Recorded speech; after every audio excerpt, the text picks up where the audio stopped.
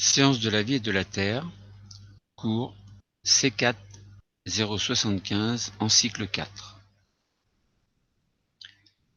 L'histoire des sciences et techniques permet quelquefois de savoir comment se construit un savoir scientifique. Des théories peuvent rendre compte d'idées que leurs auteurs cherchent à démontrer, comme ce fut le cas pour Cuvier, Lamarck, Darwin. Ainsi en est-il de la théorie de l'évolution. Certains se trompent, d'autres ont, semble-t-il, raison, mais pour combien de temps avant qu'une nouvelle théorie ne fasse son apparition? La vôtre peut-être. On se propose de résoudre le problème suivant. Concernant la théorie de l'évolution, Darwin a-t-il raison? Afin d'identifier, par l'histoire des sciences et techniques, comment se construit un savoir scientifique, identifier les théories de Cuvier d'abord, à l'aide du document numéro 1, puis de Lamarck, à l'aide des documents 2 et 3, et faire de même pour la théorie de Darwin, tout en argumentant à l'aide d'un exemple sur les pinsons, dans les documents 4, 5 et 6. Conclure alors en expliquant pourquoi les théories de Cuvier et de Lamarck ne sont plus admises aujourd'hui, tout en précisant en quoi la théorie de Darwin est intéressante. La compétence travaillée se situait dans l'espace et le temps, notamment identifier par l'histoire des sciences et des techniques comment se construit un savoir scientifique. Passons maintenant à l'étude des documents. Le premier document présente Georges Cuvier. Après une étude et une lecture plus ou moins détaillées, on en conclut que sa théorie est plutôt fixiste. Dans le document numéro 2, il s'agit de Lamarck. Même principe, sans détailler le texte qui est présenté, Lamarck considère plutôt qu'il s'agit de transformisme. Il prend l'exemple des girafes. Les girafes ont un ancêtre à tête courte. L'alimentation est située en hauteur et la girafe a du mal à attraper les branchages, du moins les feuillages. Alors, pour y parvenir, il étend son cou, il s'étire et finit quelquefois par atteindre le feuillage. Lamarck considère que la girafe se transforme et que cette transformation se transmet aux générations suivantes. Donc il s'agit là de la théorie du transformisme. Avec ce principe, on peut considérer aussi dans un autre document qu'un homme qui va faire de la musculation va transmettre cette musculation à son fils. Darwin. Darwin, donc dans le document numéro 4, donc on comprend que Darwin met en avant la sélection naturelle. Donc la théorie de la sélection naturelle. Il prend l'exemple de pinsons.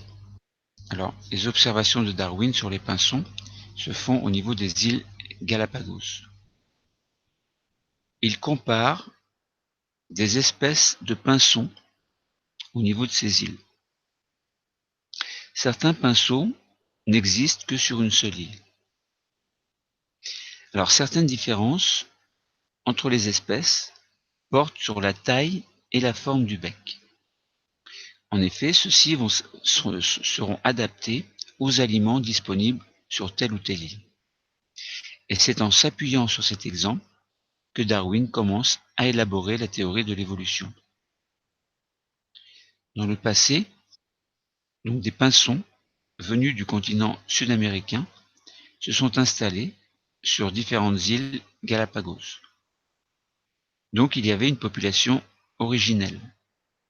Ces populations ont évolué et donner la diversité des espèces que l'on observe aujourd'hui. Si l'on considère dans le document numéro 6 l'épaisseur du bec des descendants en millimètres, en fonction de l'épaisseur moyenne du bec des parents, on constate, par exemple, que des parents qui ont un bec de 8 mm d'épaisseur auront une descendance dont le bec correspondra à 8,5 mm d'épaisseur, donc un petit peu plus épais. Les parents qui ont un bec de 9 mm donnent une descendance avec dont le bec fait 9 mm, un petit peu plus. 10 mm pour les parents, à peu près 10 mm pour les descendants. 11 mm pour les parents, un petit peu moins de 11 mm pour les descendants. Donc on constate que l'épaisseur du bec des parents se transmet à la génération suivante. Bon, pour faire simple, donc on peut corriger par écrit. En fait, dans un premier temps, il fallait identifier la théorie de Cuvier. Donc c'est une théorie fixiste, on l'a dit. Pour lui, les espèces sont fixes pendant de grandes périodes, entrecoupées de grandes catastrophes, et ceci permet d'expliquer la succession des espèces au cours du temps. Bon, nous savons aujourd'hui que ce n'est pas le cas.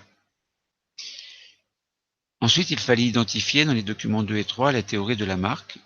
Alors, Lamarck est à l'origine de la théorie transformiste, selon laquelle l'environnement est à l'origine des changements des espèces. Alors lui, il avait pris l'exemple des girafes qui allongent leur cou.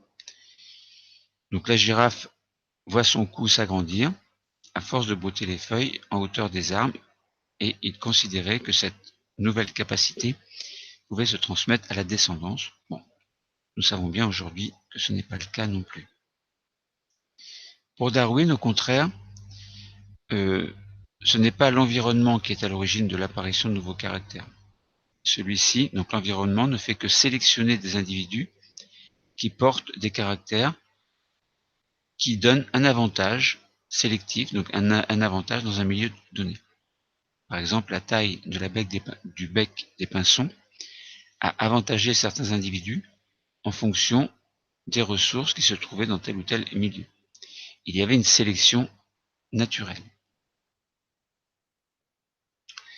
Donc il fallait conclure en expliquant pourquoi les théories de Cuvier et de Lamarck ne sont plus admises aujourd'hui, tout en précisant en quoi la théorie de Darwin est intéressante. Alors aujourd'hui, la théorie fixiste de Cuvier n'est plus admise, car on sait que les espèces ne sont pas fixes au cours du temps. De même, celle de Lamarck est rejetée, car un caractère modifié par l'environnement n'est pas transmis à la descendance. Un homme qui va se muscler, par exemple, ne transmet pas cette musculation provisoire, entre guillemets, à sa descendance. La théorie de Darwin, elle, est beaucoup plus réaliste car elle fait intervenir la sélection naturelle. Elle privilégie un individu présentant un caractère particulier qui le dote d'un avantage sélectif par rapport à d'autres individus qui n'auraient pas ce caractère particulier. La transmission de ce caractère à la descendance permet l'augmentation d'une nouvelle population au détriment de la précédente qui pourrait par exemple s'éteindre. Une mutation est donc à l'origine de ce nouveau caractère particulier. Ainsi, peuvent apparaître ou disparaître des espèces au cours du temps. Donc s'il fallait résumer pour les connaissances, on a vaguement énuméré le terme de mutation. Une mutation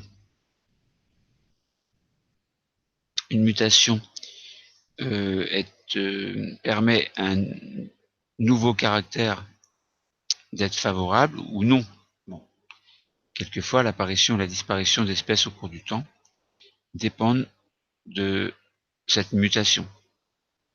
La sélection naturelle favorise les organismes dont la mutation leur permettra de s'adapter davantage au milieu et donc d'être sélectionnés naturellement au détriment d'autres qui n'auraient pas cet avantage sélectif. Le cours est terminé. Merci.